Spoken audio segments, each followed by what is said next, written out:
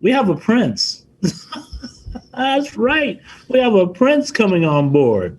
This is going to be phenomenal. So give me 1 minute to gather myself because I'm so giddy about it. But we do have the prince coming on board, who's also a very tech driven. And we're going to have my good friend, my new good friend, Merlin Hay, who's the 24th Earl of Erroll, coming on shortly too. But we're going to start up with the prince in 1 minute.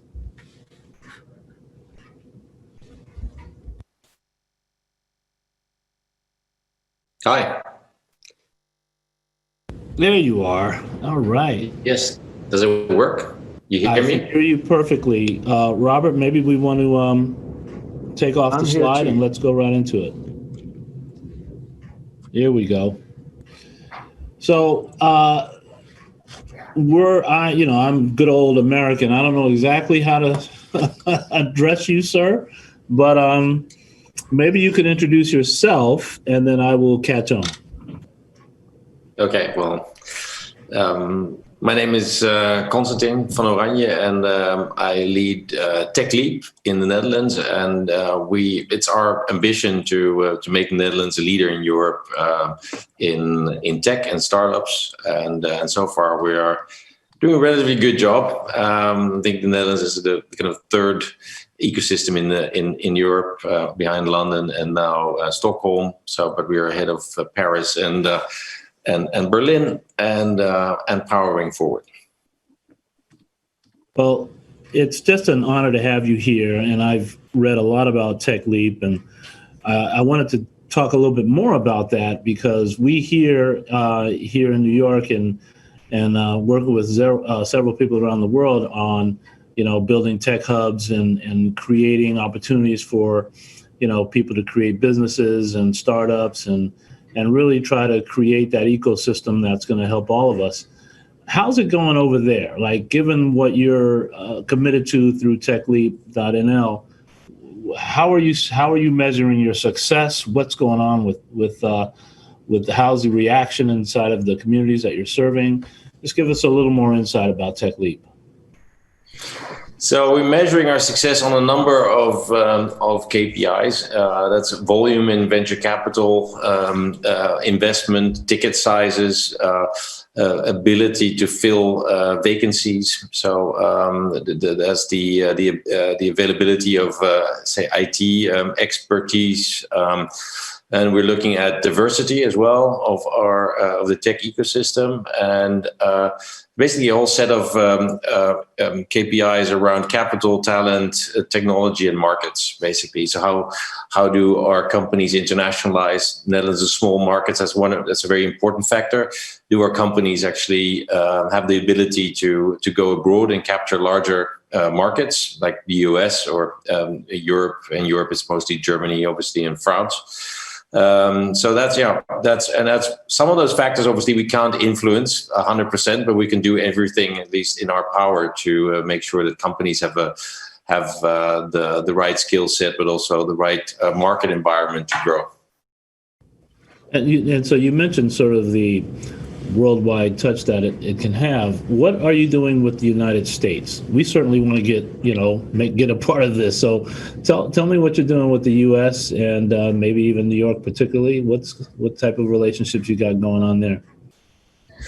Well, we have people on the ground in Silicon Valley that help with introductions, and so companies that go over to speak to investors, to speak to potential partners as they move to the U.S. market. And we're still developing a lot of that, how to ensure that they get the right legal advice, how to provide soft landing support. And we also have people in the that's in the embassy that in New York, in Boston, supporting entrepreneurs as well. And obviously we have people that want to help American companies that want to establish themselves in Europe and want to come to the Netherlands and help them have the best possible experience as they're expanding into Europe. So it goes both ways. Silicon Valley. by the way, we're Silicon Harlem, so maybe there's a way we can. Isn't Silicon there? is everywhere. And I'm sure you're familiar with Harlem, right? So we can have a Harlem to Harlem. We actually work with a lot of folks over there. We've been very much having some good collaboration with some of the colleagues out there in the Netherlands. In fact, one of my good friends is going to be speaking later today on mobility. Talks about how the Netherlands has been so, progressive and inclusive in terms of mobility. So we're trying to make sure we are connecting with you. How do you forge these international relationships? For example, Silicon Harlem, how we can become much more a part of your ecosystem? Well, I think it's all about relationships and about companies finding some relevant proposition in that country. So either they want to go to that market and they find a good place to establish themselves. They might want to be close to a certain customer, or it's very practical. I think I don't really believe in these kind of high level MOUs where between cities or between countries with lofty objectives. It's usually around people. So if you have good people on the ground that know the companies and know the investors and bring them together, maybe around certain events, but on the whole, it's really it's a not very scalable people's job. But that's the fun part, actually. It's between people, and it's sad that we don't get to meet each other anymore because of this stupid virus. But I really believe that you need to forge ties and then start building that out, and on those relationships, companies can then establish themselves, and they draw in other companies, and they become the role models for the next generation. So it's a very it's a people's business. Well, I couldn't agree more with that. That means a lot to us to have real relationships, not just on paper. And well, actually, to that point, is there any way I could be king of the Netherlands? No, I'm just kidding. Let me keep moving here. Yeah, I mean, we used to have revolutions and that. So we had a French king. So why not one from Harlem, New York? That's what I'm talking about. Everybody on this call, let's push me into that king position.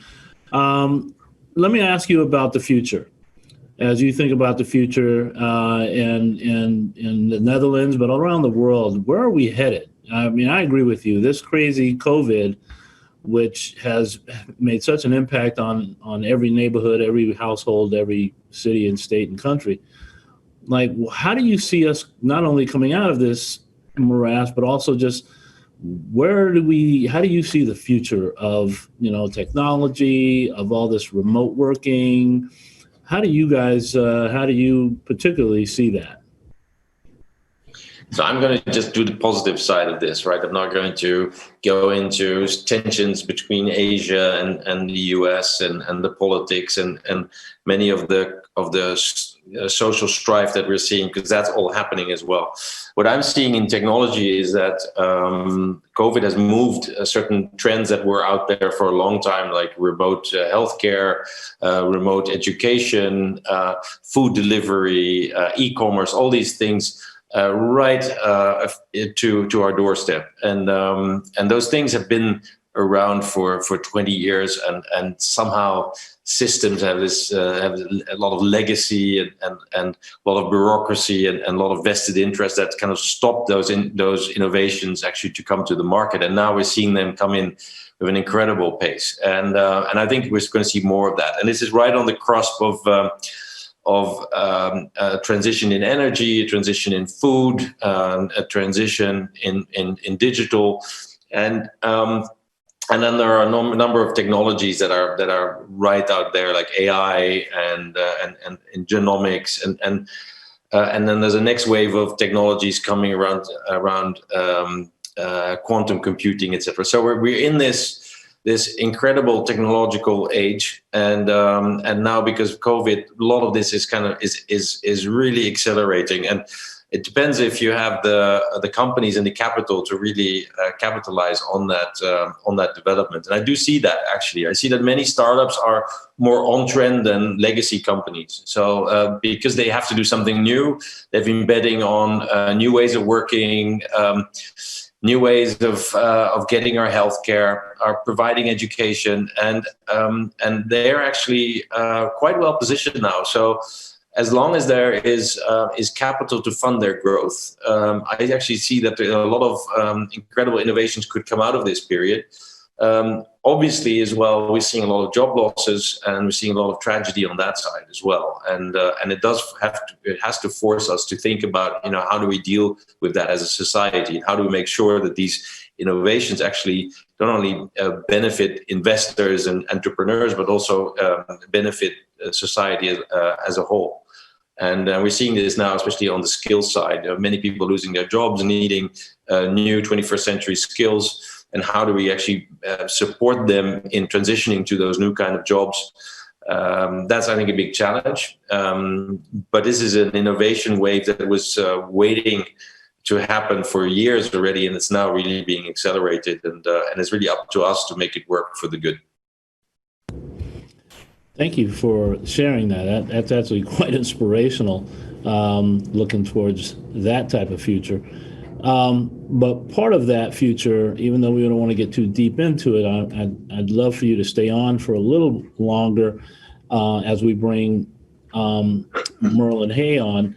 But the thing that I'm really curious about, I'll talk with him as well about, is policy. And how are we working with the electives and and the politicians that are shaping sort of that future? What I know you probably don't like politics that much. Maybe you do, but how do you look at that in terms of a lot of the people that are in those positions may not even have much of a tech background? How do you look at that? Well, it's a challenge because so much is happening at such a pace, and many of our politicians and many people in government have not been educated in technology, and so and understanding technology is one thing. So we work a lot with entrepreneurs, and they understand technology, but understanding policy around technology is yet a whole new thing. So we've seen a business model develop around platforms, and now we've seen that after basically 15 years, the regulators are slowly trying to grasp with what this means for competition, what this means for access to information, to privacy, to all these kind of things. And so it takes a while before you kind of understand how to intervene in a way that doesn't lead to market distortions and that leads to more positive outcomes. Very often, if you want to intervene, with kind of old political instruments or regulatory instruments, you might do more damage than you do good because a lot of innovation gets blocked. So no, it's not easy. It's not easy, but I do think we're seeing in the US after the hearings with the large tech companies, and we're seeing in Europe as well that regulators are now kind of trying to figure out how to deal with these issues. But I think it stays important that we don't only look at how we regulate, but also how we enable and how we ensure that we have continuously new companies coming into the market, that we don't just look at this from a regulatory standpoint, and because that's a bit old world. So we have to find new ways to deal with this. Okay, well, it makes a lot of sense. I know I don't have you for very long, so I'm going to ask you if you could just, give us a couple of quick nuggets you want this audience to know about not only your work with TechLeap, but anything of inspiration for the audience here. If you can stay on a little longer with Merlin Hay, that's great. If you got to go, we understand. We don't every day get a Prince in our meetups, so this is so exciting for us. So royalty is overrated. So. Well, I'll take that. Let's switch places.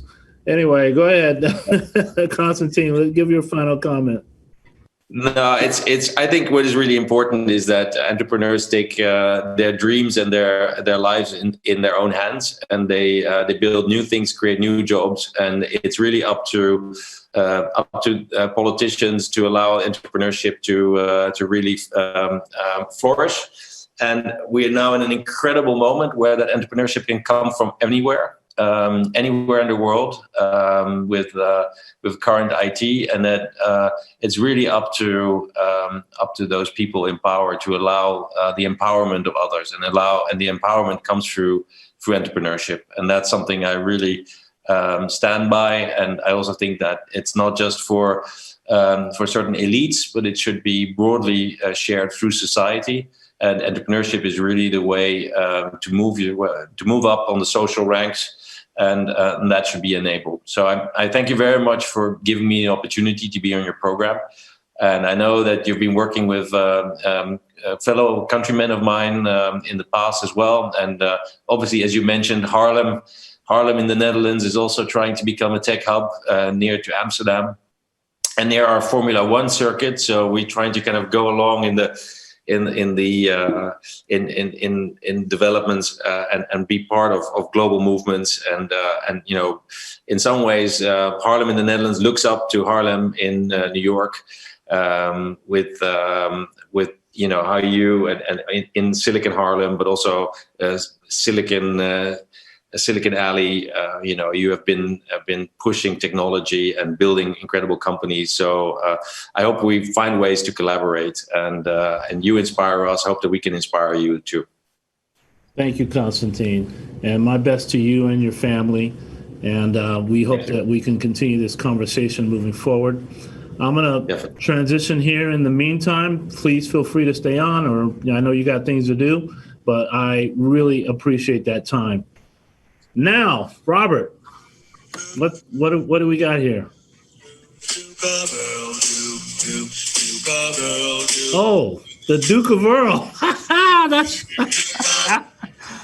all right. Merlin, put that video on and unmute yourself. You heard your theme music come on in our introduction here. Yes, I've had that before in the States. They were a great group. So anyway, thank you for being here, and we are extremely honored to have you here. Coming right out of the House of Lords. You're dealing also in that transition that I just had with Prince Constantijn about, policy, and you and I had this conversation a little bit. Talk a little bit about how you see the role of electives and the politicians in terms of technology moving forward. It's a difficult one because the trouble is that it's always behind. It's always behind the curve, and particularly at the moment when things are changing so fast. I used to write software as well, and I always liked developing things. I worked to the smaller end of things. I started when the first 8-bit computers came out of California, and that's when I really started writing software a bit more seriously, solving business problems, because I was interested in how they could make people's lives easier. And they can be useful, but they can also slow things up hugely. But the trouble I find is that my contemporaries, and for quite a bit behind, after that, they don't really get it. They're sort of slightly frightened by it. They're always behind the curve, and they feel slightly threatened by it. And they're always trying to make things super safe. But of course, you can never predict the future, so you can't make everything super safe. You can't guarantee anything. And governments particularly suffer from this inertia. And then they're not good at entering into good contracts. And the big systems integrators, people run rings around them. And therefore, the moment you hear that it's not some innovative people doing the new design work, you know that you're in for another disaster. Because their model is to make it overcomplicated, wait for it to break, which will be quite quickly, and then get paid a fortune to solve the problem. But they don't want to solve it because then they're out of a job again. Whereas look at something small. If you look at the internet, you just seen the man who, one helper, wrote the TCP/IP protocols which drive the internet, and most of us still running on the test system IPv4. But that was designed from the mind and imagination of one person, and that's how very many of the best systems. the bigger the committee, the worse it is. But anyway, policy is very difficult, therefore, because by the time you get around to make a decision about it, among a whole lot of people who don't know much about it, the world's moved on. Certainly, the world of the internet, of IT, of what's possible technologically, they're still trying to get their heads around IoT when we're moving into being able to control factories remotely with 5G networks in a box, as involved in Hyper 5 initiative. And with 3D printing, you could have people putting in designs, powering machines separately elsewhere, using AR, VR goggles for the designs they want to be watching the machines producing it and correcting it on the fly from 1,000 miles away while it's all going on. And all that's possible now. We can do those sort of things. And that's not just the internet. The internet's just a carrier for all of this. Anyway. Well, I'm very impressed, first of all, with your tech chops. I mean, it's really good to have someone who's in power of yourself that actually knows what all of us are on this call about. And by the way, that individual, Vince Cerf, mentioned you this morning. I was listening to him. Oh, good. Yeah. So I spilled the beans that you told me about the cab ride, and he remembered it fondly. So I'm glad that you got a chance to hear that. No, I've been wandering around the house with my my noise cancelling headphones on, and you coming over on this thing as well in the background. That's nice. Yeah. Now we're talking here. Yeah. All right. So I can have you in glorious stereo. Let me ask you, as you look at the sort of the international sort of way that we're all sort of embracing technology, do you think there's going to be a sort of movement towards a worldwide sort of initiative or set of protocols, or is this still going to be very much segmented and every country does their own thing, or every city, or how do you see that evolving? It's difficult because part of the inherent basic design of the internet protocols, I'm not here to talk about the browsers and the things right over the top of the basic thing that Vince wrote, is resilience. And it can go from the East Coast to the West Coast of America via China or right around the world. It was built so that if you blew up the entire communication infrastructure in the middle, it could still get through. So there's a lot of chat, for instance, about is Huawei safe, for instance, and could they be looking at everything? Well, for goodness sake, everything out there, once it's gone out through the carriers on the internet, could end up anywhere, and so therefore you have to assume that it is insecure. Your only security is the end-to-end encryption. Therefore, also, it's very difficult to control. China particularly tried to put a sort of walled garden, a wall around it, but there's still too many ways around it and ways of getting past it if you know what you're doing. And we saw that also in the time of the Arab Spring, and we see this repeatedly. Because the interesting thing is that the countries that want to say that we should be controlling these for the greater good also disagree with which countries they think are good and which are bad. So they also always want to enable getting information out of what they call the bad countries, while they want to help protect the good countries. The trouble is, half the world thinks one lot's good, and the other half of the world think that same lot's bad. And so they're never going to agree with it. And I think that this whole thing about having a certain amount of freedom and resilience, and it will never be controlled completely, I don't think. Well, I hope it won't. I think it'd be terrible the way when we have controlled lives. I don't like people controlling my life. Well, I'm with you on that. I guess another follow-up question would be, do you think that connectivity and internet access is, and there's been a couple of people that have asked this question, is somewhat of a human right type of thing? Yeah. Yeah, no, I noticed Harvey Newman's been popping up questions on the side there. Yes. And so...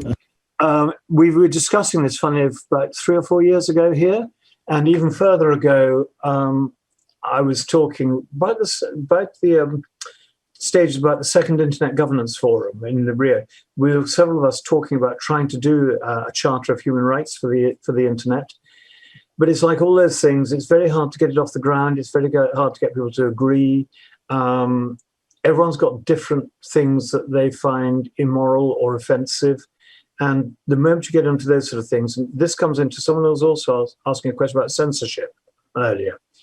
And I hit this, funny enough, when I was speaking in one of the Arab countries at a seminar. And it's about when that whole blow up with the Danish cartoon came up, where the Muslims took huge offense against it because it depicted Muhammad in a very bad light. God rest his soul. And you've got to be very careful what you say, because when I said it was I better not say because I will offend some people probably now, but I referred to the cartoon as not being very advisable.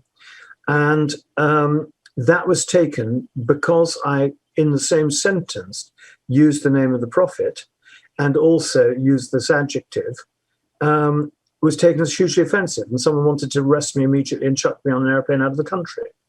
And it's very difficult to know. And societies should have some right to protect themselves, but who decides what they should protect?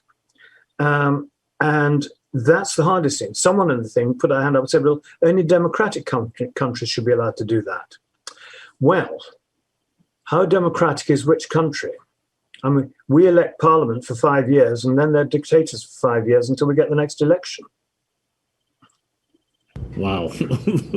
Well, to a certain extent. I mean, it's a bit of an extreme opinion, that, I suppose, but it ain't. So you know what I mean? I do. Well, there's certainly sometimes, depending on where you're at on the spectrum of politics, it could feel like a lifetime for some leaders. Do you know something I'd want to say very quickly, which was very interesting in the early discussion, and particularly Jessica from the FCC. Yes, Rosa. And some of the things you're talking about, the connectivity issues, the lack of connectivity, etc. We have exactly the same problems over here, and I think a lot of most countries. And you know, we're trying to do this universal service obligation, we say, but they're talking about some 98% as a top target. Well, hang on. If I take 2% of the house, and they're doing it by households, that means 400,000 households never going to be connected up.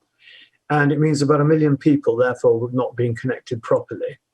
The problem, overstating connections. BT are very good at rigging the figures, etc. Here, we have issues whereby, in order not to destroy their market base for businesses, we're doing things where we're forcing them or giving lots of money to get residential connections. But if you're a small business operating from residential address, they suddenly say, no, we won't connect you. We won't give you fiber to the home. And there's a lot of things like that. And the point that came up then later about people slip into poverty because they can't get connected. And it perpetuates that poverty. Because as I said, the children are locked out of education and they're locked out of medicine because so much is online now. And we've got to become aware of that as policymakers. We have to do something about it. We're very U.S. centric, but I guess I'm not surprised in a lot of ways that we're not the only country that hasn't, connected everyone. Mm-hmm. And I agree with you. As I always say, as you heard me might have said with the commissioner, is that it's not a zero-sum game. It's not like you have to lose to help somebody else. And in fact, it's just the opposite. We're interconnected. So for us to go, it's okay if 20-30% of people don't have a connection. No, that's not a good idea. So I appreciate what you're saying. Why don't you move us towards some of your final thoughts here, things that you think Americans should be thinking about, particularly Silicon Harlem here, as you've got to know me a little bit and you're hearing some of the sentiments about what we do.